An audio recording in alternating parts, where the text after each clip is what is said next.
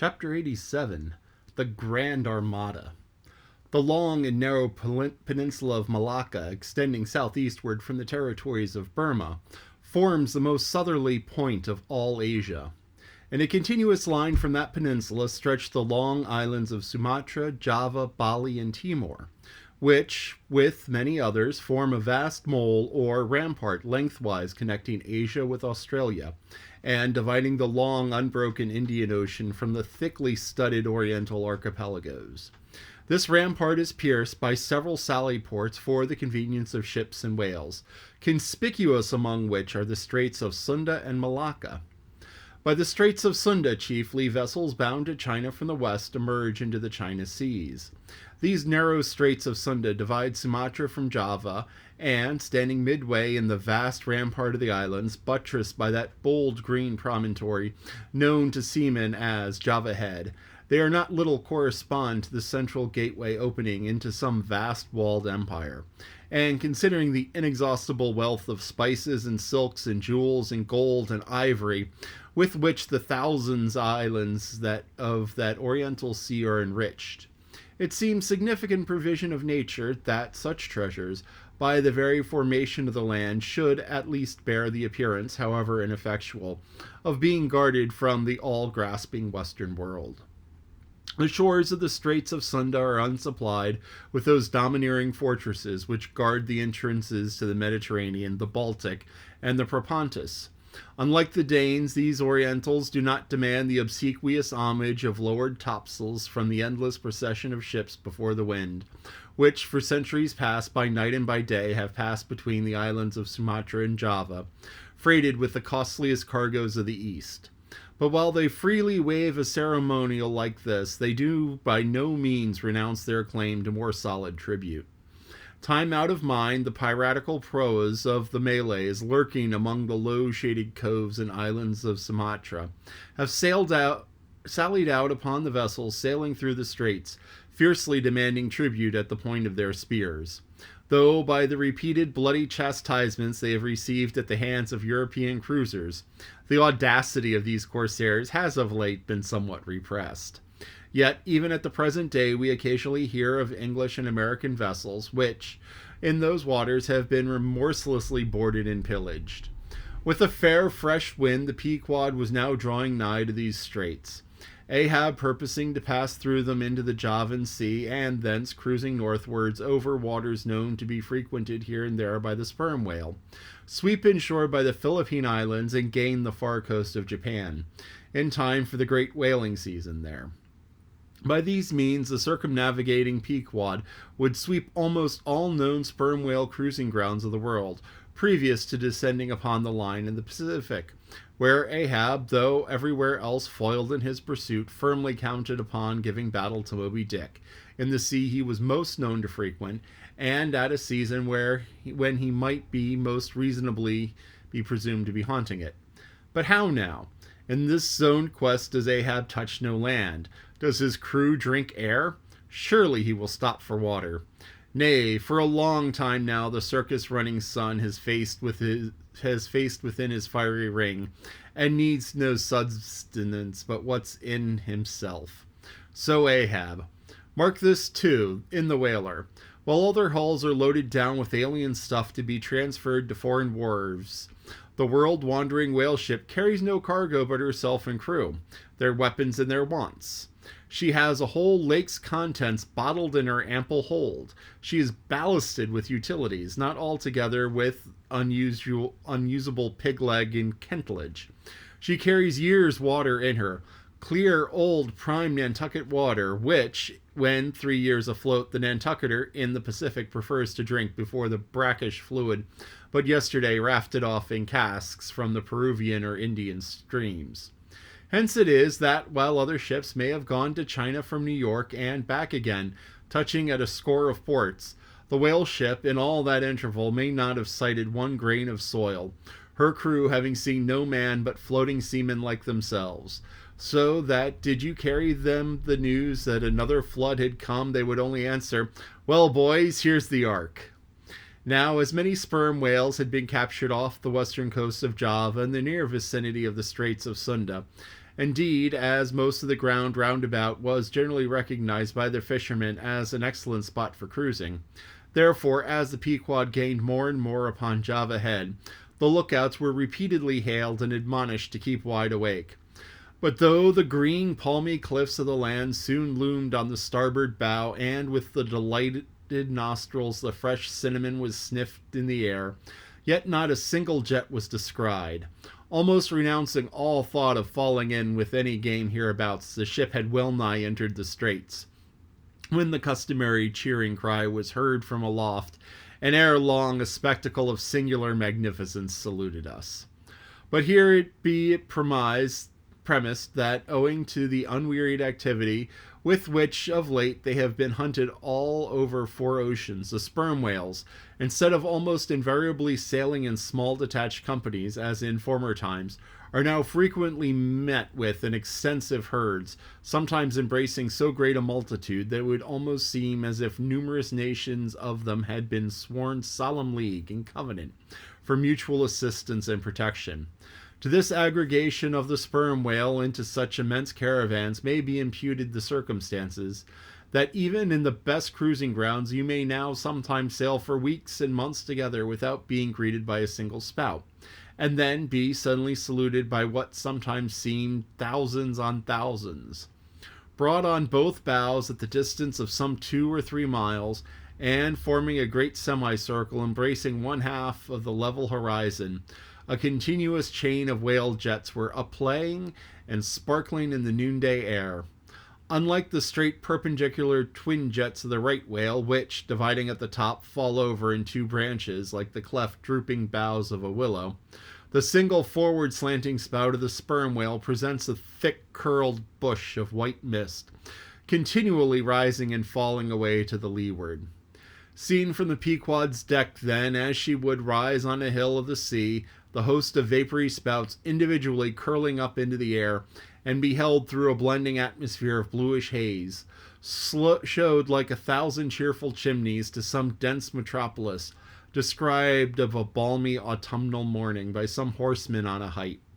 As marching armies approached an unfriendly defile in the mountains accelerate their march, all eagerness to place that perilous passage in their rear, and once more expand into comparative security upon the plain. Even so did this vast fleet of whales now seem hurrying forward through the straits, gradually contracting the wings of their semicircle, and swimming on in one solid but crescentic center. Crowding all the sail, the Pequod pressed after them, the harpooners handling their weapons and loudly cheering from the heads of their yet suspended boats. If the wind only held, little doubt had they that chased through the straits of Sunda, the vast host would only deploy into the oriental seas to witness the capture of not a few of their number. And who could tell whether in that congregated caravan Moby Dick himself might not be temporarily swimming, like the worshipped white elephant in the coronation procession of the Siamese. So, with the stunsail piled on stunsail, we sailed on, driving these leviathans before us, when, of a sudden, the voice of Tashtigo was heard, loudly directing attention to something in our wake. Corresponding to the crescent in our van, we beheld another in our rear. It seemed formed of detached white vapors, rising and falling, something like the spouts of whales. Only they did not so completely come and go, for they constantly hovered without finally disappearing. Leveling his glass at this sight, Ahab quickly revolved his pivot hole, crying, "Aloft there, and rig whips and buckets to wet the sails. Malays, sir, and after us." As if too long lurking behind the headlands till the Pequod should fairly have entered the straits, these rascally Asiatics were now in hot pursuit to make up for their overly cautious delay. But when the swift Pequod with fresh leading wind was herself in a hot chase, how very kind of these tawny philanthropists to assist in speeding her on her own chosen pursuit. Mere riding whips and rowels to her that they were. As with glass under arm, Ahab to and fro paced the deck in his forward turn, beholding the monsters he chased, and in the after one the bloody, thirsty pirates chasing him. Some such fancy as the above seemed his. And when he glanced upon the green walls of the watery defile in which the ship was then sailing, and bethought him that through the gate lay the route to his vengeance, and beheld how that through the same gate he was now both chasing and being chased to his deadly end, and not only that, but a herd of remorseless wild pirates and inhuman atheistical devils were infernally cheering him on with their curses.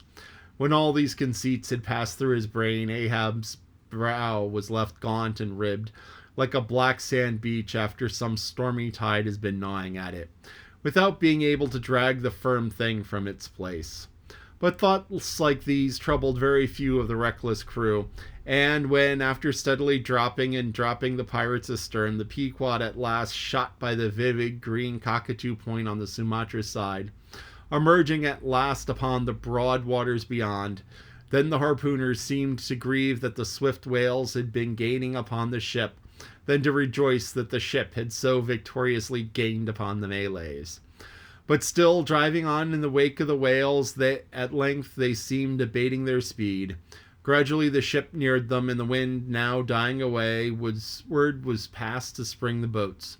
But no sooner did the herd, by some presumed wonderful instinct of the sperm whale, become notified of the 3 keels that were after them, though as yet a mile in their rear, than they rallied on, and forming in close ranks and battalions, so that their spouts all looked like flashing lines of stacked bayonets, moved on with redoubled velocity. Stripped to our shirts and our drawers, we sprang to the white ash, and after several hours pulling, we were almost disposed to renounce the chase, when a general pausing commotion among the whales gave animating token that they were now at last under the influence of that strange perplexity of inert irresolution, which, when the fishermen perceive it in the whale, they say he is galled. The compact martial columns in which they had been hitherto rapidly and steadily swimming were now broken up in one measureless rout, and like King Porus's elephants in the Indian battle with Alexander, they seemed going mad with consternation, in all directions expanding in vast irregular circles, and aimlessly swimming hither and thither by their short thick spoutings. They plainly betrayed their distraction of panic. This was still more strangely evinced by those of their number who, completely paralyzed as they were, helplessly floated like waterlogged, dismantled ships on the sea. Had these leviathans been but a flock of simple sheep pursued over the pasture by 3 fierce wolves, they could not possibly have evinced such excessive dismay. But this occasional timidity is characteristic of almost all herding creatures. Though banding together in tens of thousands, the lion-maned buffaloes of the West have fled before a solitary horseman. Witness, too, all human beings, how, when herded together in the sheepfold of a theater's pit, they will, at the slightest alarm of fire, rush helter-skelter for the outlets, crowding, trampling, jamming, and remorselessly dashing each other to death. Best, therefore, withhold any amazement at the strangely gallied whales before us, for there is no folly of the beasts of the earth which is not infinitely outdone by the madness of men. Though many of the whales, as it has been said, were in violent motion, yet it is to be observed that, as a whole, the herd neither advanced nor retreated, but collectively remained in one place. As is customary in those cases, the boats at once separated, each making for some lone whale on the outskirts of the shoal. In about 3 minutes' time, Queequeg's harpoon was flung. The stricken fish darted, blindly spraying in our faces, then running away with us like light, steered straight for the heart of the herd. Though such a movement on the part of the whale struck under such circumstances is no wise unprecedented, and indeed is almost always more or less anticipated, yet it present one of the more perilous vicissitudes of the fishery. For as the swift monster drags you deeper and deeper into the frantic shoal, you bid adieu to the circumspect life and only exist in a delirious throb. As, blind and deaf, the whale plunged forward, as if by sheer power of speed to rid himself of the iron leech that had fastened to him. As we thus tore a white gash in the sea, all on sides menaced as we flew, by the crazed creatures to and fro rushing about us, our beset boat was like a ship mobbed by ice isles in a tempest, and striving to steer through their complicated channels and straits, knowing not at what moment it may be locked in and crushed. But not a bit daunted, Queequeg steered us manfully, now sheering off from this monster directly across our route in advance, now edging away from that whose colossal flukes were suspended overhead, while all the time Starbuck stood up in the bows, lance in hand, pricking out of our way whatever whales he could reach by short darts, for there was no time to make long ones. Nor were the oarsmen quite idle, though their wonted duty was now altogether dispensed with. They chiefly attended to the shouting part of their business. "Out of the way, Commodore," cried one, to a great dromedary that all of a sudden rose bodily to the surface and for an instant threatened to swamp us. "Hard down with your tail there," cried a second to another, which, with close to the gunwales, seemed calmly cooling himself with his own fan-like extremity. All whaleboats carry certain curious contrivances, originally invented by the Nantucket Indians, called drugs. Two thick squares of wood of equal size are stoutly clenched together, so that they cross each other's grain at right angles. A line of considerable length is then attached to the middle of this block, and the other end of the line being looped, they can in a moment be fastened to a harpoon. It is chiefly among the gallied whales that this drug is used, for then more whales are close round you than you can possibly chase at one time. But sperm whales are not every day encountered. Well, you must kill all you can. And if you cannot kill them all at once, you must wing them so that they can afterwards be killed at your leisure. Hence it is, at times like these, the drug comes into requisition. Our boat was furnished with 3 of them. The first and second were successfully darted, and we saw the whales staggeringly run off, fettered by the enormous sidelong resistance of the towing drug. They were cramped like malefactors with a chain and ball, but upon flinging the third in an act of tossing overboard the clumsy wooden block, it caught under one of the seats of the boat, and in an instant tore it out and carried it away, dropping the oarsman in the boat's bottom as the seat slid from under him. On both sides of the sea came in at the wounded planks, but we stuffed 2 or 3 drawers and shirts in, and so stopped the leaks for the time. It had been next to impossible to dart these drugged harpoons, were it not that we advanced into the herd, our whale's way greatly diminished. Moreover, that as we still went further and further from the circumference of the commotion, the direful disorders seemed waning, so that when at last the jerking harpoon drew out and the towing whale sideways vanished, then with the tapering force of his parting momentum we glided between 2 whales into the innermost heart of the shoal, as if some mountain torrent we had slid into a serene valley lake. Here the storms in the roaring glens between the outermost whales were heard but not felt. And this central expanse of the sea presented that smooth sediment-like surface called a sleek, produced by the subtle moisture thrown off by the whale in his more quiet moods. Yes, we were now in the enchanted calm which they say lurks in the heart of every commotion. And still in the distracted distance we beheld the tumults of the outer concentric circles, and saw successive pods of whales, 8 or 10 in each, swiftly going round and round like multiplied spans of horses in a ring, so closely shoulder to shoulder that a titanic circus rider might easily have overarched the middle ones, and so have gone round on their backs.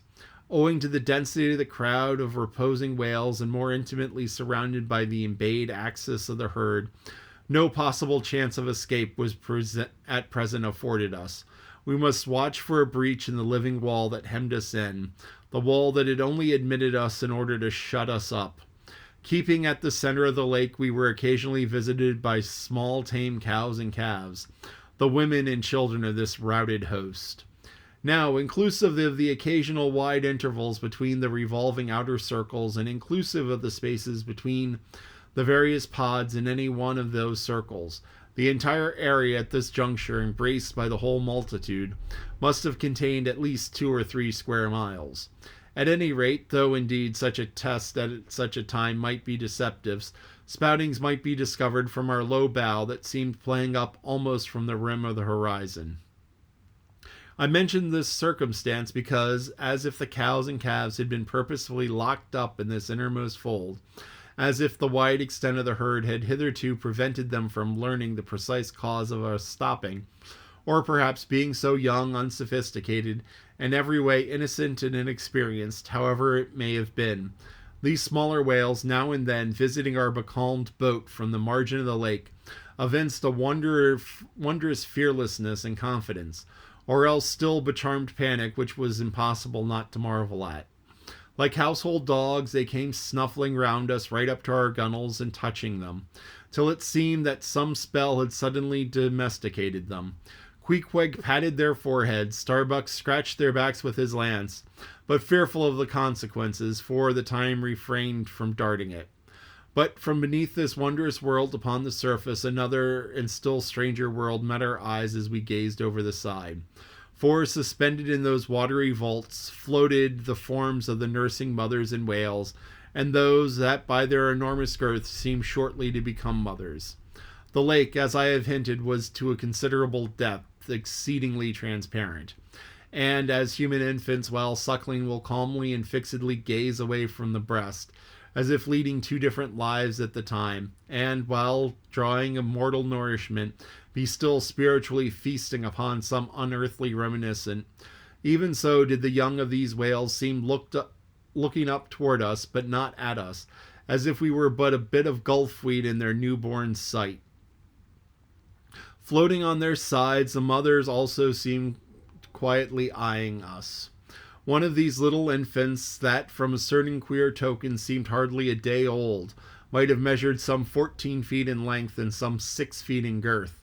He was a little frisky, though, as his body seemed scarce yet recovered from that irksome position it had so lately occupied in the maternal reticule, where, tail to head and all ready for the final spring, the unborn whale lies bent like a Tartar's bow.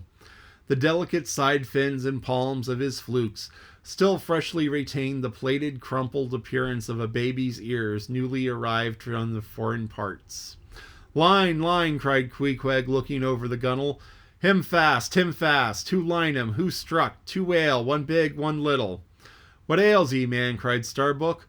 "Look'ee here," said Queequeg, pointing down, as when the stricken whale that from the tub has reeled out hundreds of fathoms of rope, after deep sounding he floats up again and shows the slackened curling line buoyantly rising and spiraling towards the air. So now Starbuck saw long coils of the umbilical cord of Madame Leviathan, by which the young cub seemed tethered to his dam.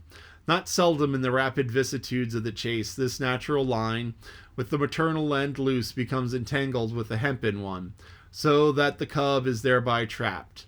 Some of the subtlest secrets of the seas seemed divulged to us in this enchanted pond. We saw young Leviathan amours in the deep. The sperm whale, as with all other species of Leviathan, but unlike most other fish, breeds indifferently at all seasons, after a gestation which may probably be set down at 9 months, producing but at one at a time, though in some few known instances giving birth to an Esau and Jacob, a contingency provided for in suckling by 2 teats, curiously situated, one on each side of the anus. But the breasts themselves extend upwards from that. When by chance these precious parts in a nursing whale are cut by a hunter's lance, the mothers pouring milk and blood rivalry discolor the sea for rods. The milk is very sweet and rich. It has been tasted by man. It might do well with strawberries. When overflowing with mutual esteem, the whales salute more hominum. And thus, though surrounded by circle upon circle of consternations and affrights, did these inscrutable creatures at the center freely and fearlessly indulge in all the peaceful concernments, yea, serenely revealed by dalliance and delight. But even so, amid the tornadoed Atlantic of my being, I do myself still for centrally disport and mute calm, and while ponderously planets of unwaning woe revolve around me, deep down and deep inland, there I still bathe me in eternal mildness of joy. Meanwhile, as we thus lay in trance, the occasional sudden frantic spectacles in the distance, evinced by the activity of the other boats still engaged in drugging the whales on the frontier of the host, or possibly carrying on the war within the first circle, where abundance of room and some convenient retreats were afforded them. But the sight of the enraged, drugged whales now and then blindly darting to and fro across the circles was nothing to what at last met our eyes. It is sometimes the custom when fast to a whale more than commonly powerful and alert, to seek to hamstring him, as it were, by sundering or maiming his gigantic tail tendon. This is done by darting a short-handled cutting spade, to which is attached a rope for hauling it back again. A whale wounded, as we afterwards learned, in this part, but not effectually, as it seemed, had broken away from the boat, carrying along with him half the harpoon line, and in the extraordinary agony of the wound he was now dashing among the revolved circles, like a lone mounted desperado Arnold, at the battle of Saratoga, carrying dismay wherever he went. But agonizing as was the wound of this whale, and an appalling spectacle enough, anyway, yet the peculiar horror with which he seemed to inspire the rest of the herd was owing to a cause which at the first intervening distance obscured from us. But at length we perceived that by one of the unimaginable accidents of the fishery, this whale had become entangled in the harpoon line that he towed, that he had also run away with a cutting spade in him, and while the free end of the rope attached to that weapon had permanently caught in the coils of the harpoon line around his tail, the cutting spade itself had worked loose from his flesh, so that, tormented to madness, he was now churning through the water, violently flailing with his flexible tail, and tossing the keen spade about him, wounding and murdering his own comrades. This terrific object seemed to recall the whole herd from their stationary fright. First the whales forming the margin of our lake began to crowd a little, then tumble against each other, as if lifted by half-spent billows from afar. Then the lake itself began faintly to heave and swell, the submarine bridal chambers and nurseries vanished, and more contracting orbits the whales in the more central circles began to swim in thickening clusters. Yes, the long chain was departing. A low advancing hum was soon heard, and then, like to the tumultuous masses of block ice when the great river Hudson breaks up in the spring, the entire host of whales came tumbling upon their inner course, as if to pile themselves up in one common mountain. Instantly Starbuck and Queequeg changed places, Starbuck taking the stern. "Oars! Oars!" he intensely whispered, seizing the helm. "Grape your oars and clutch your souls now. My God, men, stand by. Shove off him, you Queequeg, the whale there. Prick him, hit him. Stand up, and say so. Spring, men, pull, men. Never mind the back. Scrape 'em, scrape away." The boat was now all but jammed between two vast black bulks, leaving a narrow Dardanelles between their long lengths. With this desperate endeavor, we at last shot into a temporary opening, then giving way rapidly, and at the same time earnestly watching for another outlet. After many similar hairbreadth escapes, we at last swiftly glided into what had just been the outer circle, but now crossed by random whales, all violently making for one center. This lucky salvation was cheaply purchased by the loss of Queequeg's hat, who, while standing in the bows to prick the fugitive whales, had his hat taken clean from his head by the air eddy made by the sudden tossing of a pair of broad flukes close by. Riotous and disordered as the universal commotion now was, it soon resolved itself into what seemed a systematic movement, for having clumped together at last in one dense body, they then renewed their onward flight with augmented fleetness. Further pursuit was useless, but the boats still lingered in their wake to pick up what drugged whales might be dropped astern, likewise to secure one which Flask had killed and waifed. The waif is a pennoned pole, 2 or 3 of which are carried by every boat, and which, when additional game is at hand, are inserted upright into the floating body of a dead whale, both to mark its place in the sea and also as a token of prior possession, should the boats of any other ship draw near.